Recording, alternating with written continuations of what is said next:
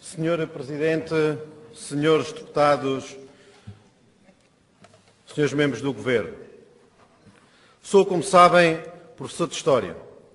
Tenho, por isso, a obrigação de conhecer e de transmitir aos meus alunos a evolução das condições de trabalho ao longo da história. Nessa medida, sei o que custou a milhões de trabalhadores ao longo de muitas gerações a conquista dos direitos laborais de que hoje usufruem. Li muitas descrições a esse respeito. Apesar disso, não me atrevo a relatar e a adjetivar os sacrifícios que tantos passaram em nome da sua geração e das seguintes. Desde a jornada das 14 horas diárias em cada um dos 7 dias da semana do início da Revolução Industrial, até às atuais 7 horas diárias cumpridas pela função pública, os trabalhadores percorreram um longo e árduo caminho.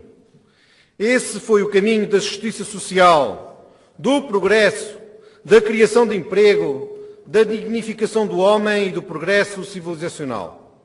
Meus senhores, não é possível deixar que, em nome de uma crise económica, em nada diferente de tantas outras que têm ciclicamente assolado as economias europeias ao longo dos últimos 200 anos, que os direitos laborais tão arduamente conquistados sofram um tão grave retrocesso. Ceder sem resistir, desertar sem luta e claudicar sem honra não constituem verdadeiras opções para os filhos e netos dos trabalhadores que com tanto sacrifício conquistaram com justiça esses direitos e essa dignificação do trabalho. Senhora Presidente, senhores deputados, senhores membros do Governo, eu olho para este nosso Parlamento e vejo os filhos de Lenin e de Marx.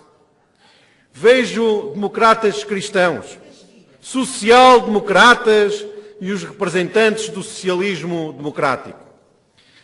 Mas não vejo aqui defensores do neoliberalismo e monoteístas do mercado livre e não regulado. Não os vejo, ou pelo menos não os ouço. Falo de ideologias na medida em que esta questão é eminentemente ideológica.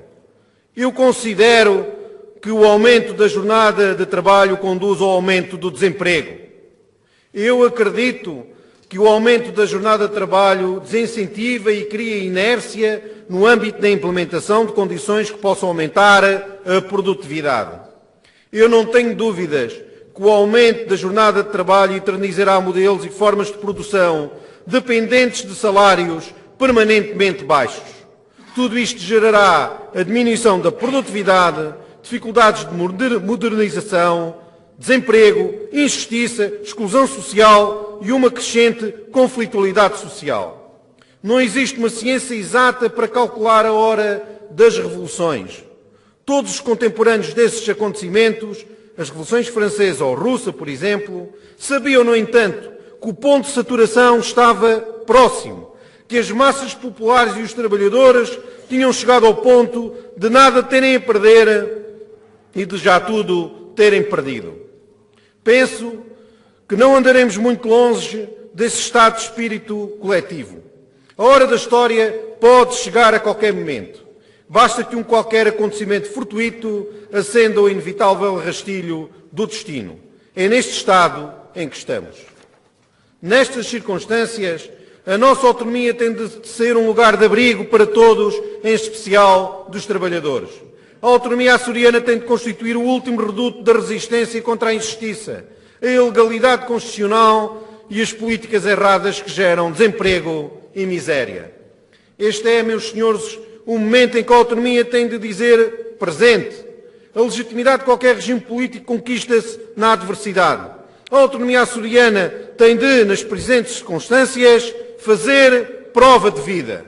A autonomia não pode desertar no momento em que os trabalhadores mais dela necessitam.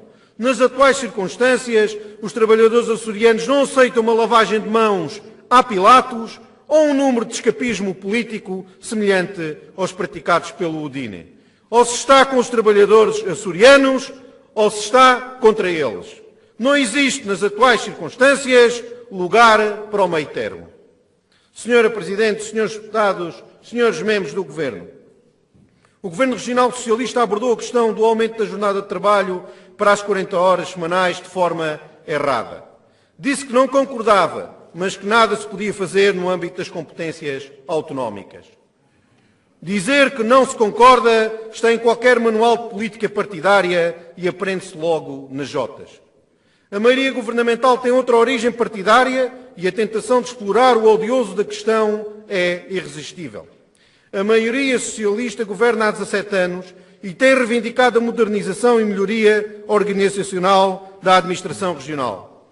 A maioria socialista reivindica uma natureza ideológica que não lhe permite efetuar a legitimação política deste tipo de medidas.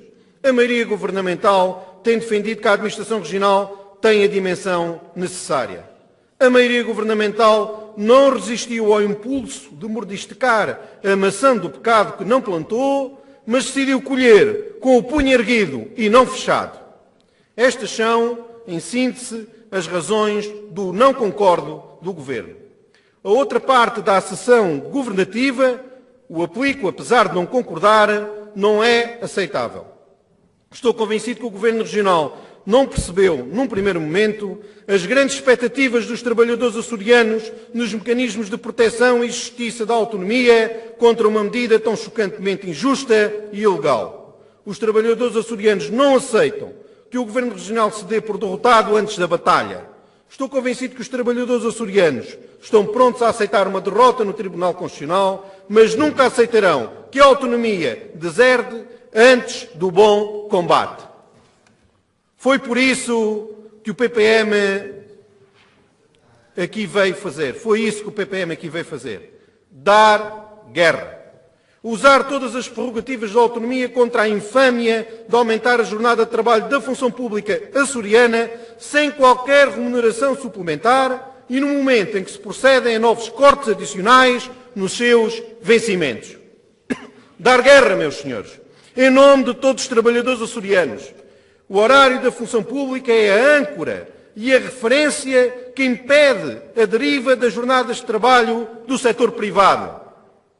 Perder a batalha das 35 horas significa que as seguintes lutas contra o aumento do horário de trabalho não remunerado se farão a outras latitudes muito acima das 40 horas. Tudo isto significará um retrocesso laboral de décadas. Por isso é que é tão importante. Finalmente, estou em crer que os restantes trabalhadores portugueses olharão para esta luta com esperança. Saber que a referência civilizacional das 35 horas resiste no meio do Atlântico é a melhor garantia que um dia também eles serão resgatados. Resistiremos também por eles. Senhora Presidente, senhores deputados, senhores membros do Governo, quero crer que a esta hora a Senhora Presidente do Parlamento já fez chegar à opinião pública a notícia da realização de um plenário extraordinário no próximo dia 21 de outubro. Esse plenário, convocado por todas as forças parlamentares açorianas, destina-se a aprovar legislação regional que fixe em 35 horas o horário de trabalho na função pública açoriana. Trata-se de uma grande vitória dos trabalhadores açorianos. Foi a vossa determinação que permitiu esta vitória extraordinária. Ganhou também a autonomia açoriana. A nossa legitimidade é fazer o que é justo e estar ombro com ombro ao lado dos trabalhadores açorianos. Viva os Açores!